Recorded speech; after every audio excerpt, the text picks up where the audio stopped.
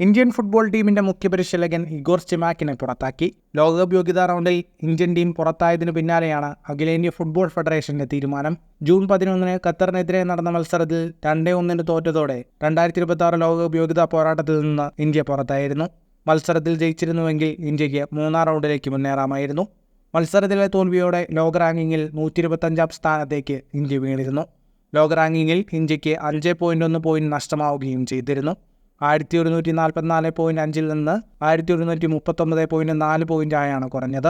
സ്റ്റിമാക്കിന്റെ പരിശീലനത്തിൽ Indian team മെച്ചപ്പെട്ട പ്രകടനം കാഴ്ചവെച്ചുവെങ്കിലും നിർണായക കളികളിൽ കാലിടറിയത് തിരിച്ചടിയായിരുന്നു. ലോകകപ്പ് യോഗ്യതാ മത്സരങ്ങളിൽ 3-ാം റൗണ്ടിലേക്ക് മുന്നേറാൻ കഴിയാത്തത് സ്റ്റിമാക്കിന് ക്ഷീണമായിരുന്നു. 2027 ഏഷ്യാ കപ്പ് യോഗ്യതയാണ് ഇനി ടീം ഇന്ത്യക്ക് മുന്നിലുള്ള പ്രധാന കടമ്പ.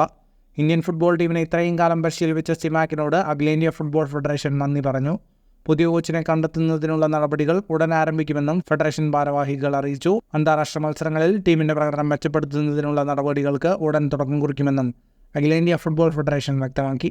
ഫുട്ബോൾ ലോകത്തെ കൂടുതൽ വാർത്തകൾക്കായി ഈ ചാനൽ ഇപ്പോൾ തന്നെ സബ്സ്ക്രൈബ് ചെയ്യൂ.